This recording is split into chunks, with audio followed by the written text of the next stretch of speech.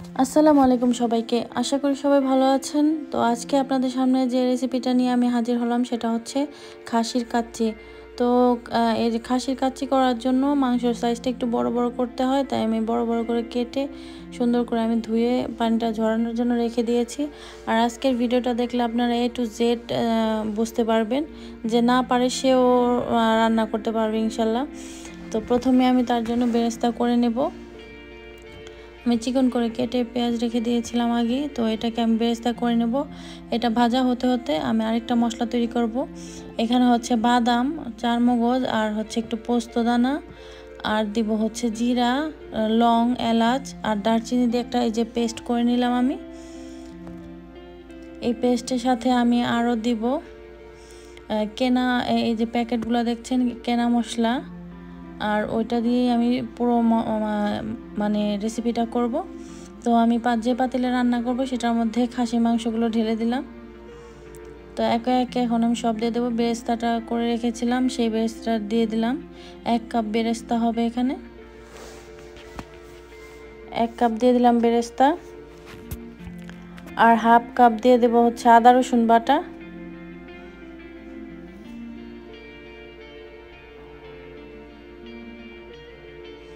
আদা রসুন বাটাটা মানে একটু বেশি দিলেই ভালো লাগে। তো এখানে আমি আর 1 কাপের মতো বাদাম আর যে মশলাটা আমি বেটে রেখেছিলাম সেই মশলাটা দিয়ে দিলাম। আর এখানে কেনা মশলাটা দিয়ে দিলাম, আর গোটা কিছু তেজপাতা, এলাচ, লবঙ্গ সেগুলোও দিয়ে দিলাম। 1 টেবিল চামচের মতো দিয়ে দিলাম শুকনা মরিচের গুঁড়া। আর দিয়ে দিলাম 1 চা চামচের মতো ধনিয়ার গুঁড়া। আর দিয়ে দিলাম হাফ চা চামচ গোলমরিচের গুঁড়া।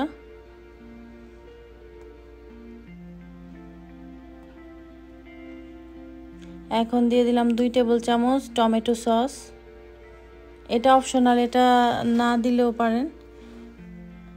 দিয়ে দিলাম স্বাদ মতো লবণ, আমি 2 চা চামচ লবণ দিয়েছি এখানে। পরে আমি টেস্টটা দেখে আবার দিব, কারণ কেনা মশলার মধ্যে অলরেডি লবণ একটু দেওয়া থাকে। আর দিয়ে দিলাম সাদা তেল হাফ কাপ, কারণ মাংসটার থেকে, খাসির মাংসর থেকে অনেক বেশি তেল ওঠে, তাই আমি তেল একটু কমিয়ে দিয়েছি। এখন আমি ভালো করে মাখবো এটাকে। এটা এমন সুন্দর একটা গ্রান আসতেছে, এখন মনে হচ্ছে এখনই খাওয়া যাবে। আমি পুরোটা মেখে আধা ঘন্টার জন্য রেখে দেব, যাতে ভালো করে ম্যারিনেট হয়। আধা ঘন্টা পর আমি এই যে চুলার মধ্যে বসিয়ে দিয়েছি। এটাকে একটু ঢেকে রান্না করব কিছুক্ষণ। এই তো এখন আমি দিয়ে দিলাম টক দই। আপনারা এটা মাখানোর সময় দিতে পারেন, কিন্তু আমি একটু পরে দিয়েছি, আমি এভাবেই দেই।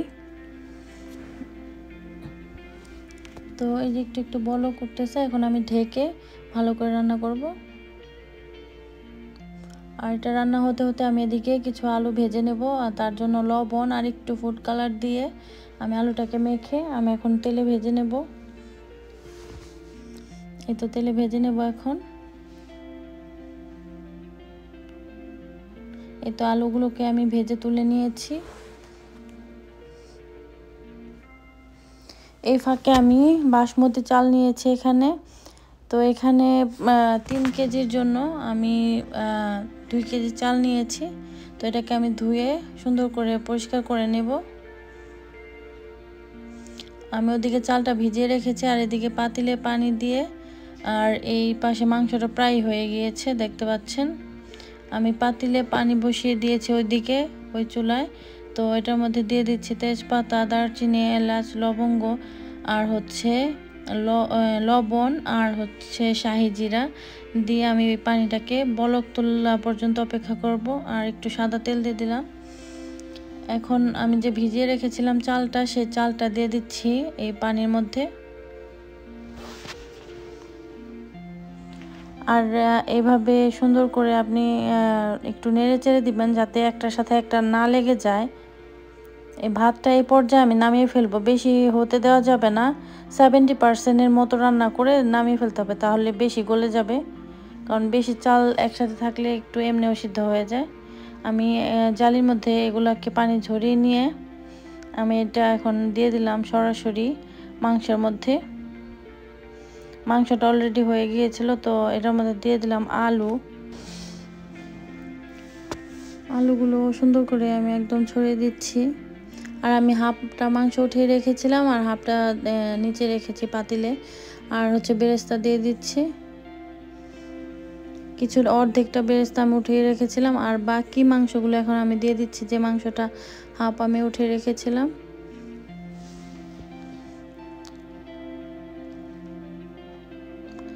সুন্দর করে ছড়িয়ে দেবো মশলাগুলোকে একদম করে। আর এখন বাকি চালটা, যে বাকি ভাতটা আমি দিয়ে দিলাম। প্রথমে অর্ধেকটা ভাত দিয়েছি, পরে আবার বাকিটা দিলাম।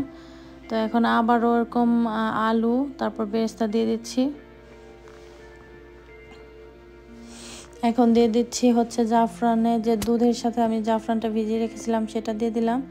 আর আটা দিয়ে মুখটাকে একদম এভাবে সিল করে দিচ্ছি। আমি এটা এখন দমে বসাবো। তো এই তো চুলার মধ্যে আমি আধা ঘন্টার জন্য দমে বসাবো। আর দমে বসালে প্রথম 5 মিনিটের মতো একটু জালটা বাড়িয়ে তারপরে আবার কমিয়ে দিতে হবে। তো আমি এখন ঢাকনাটা যে দমে থেকে তুলে ঢাকনাটা খুলে নিলাম। দেখতে পাচ্ছেন কত সুন্দর হয়েছে।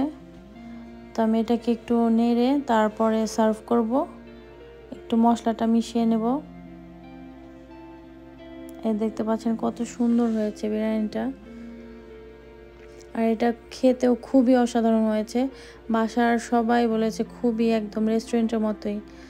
তো এখন আমি একটা বাটিতে তুলে নেব, এখন পরিবেশন করব সবাইকে খাওয়ানোর জন্য। এর জন্য আমি এটার মধ্যে তুলে নিচ্ছি। এই যে দেখেন কত সুন্দর হয়েছে, একদম রেস্টুরেন্টের মতো হয়েছে। আর খেতেও ঠিক রেস্টুরেন্টের স্বাদ। তো আশা করছি আজকের ভিডিওটা আপনাদের ভালো লেগেছে। তো ভালো লেগে থাকলে অবশ্যই লাইক, শেয়ার, কমেন্ট করতে ভুলবেন না এবং সাবস্ক্রাইব করবেন আর আমার পাশে থাকবেন। যদি কোনো ভুল ত্রুটি হয়ে থাকে তো ক্ষমা করে দিবেন। আর সবাইকে ধন্যবাদ দেখার জন্য। আসসালামু আলাইকুম।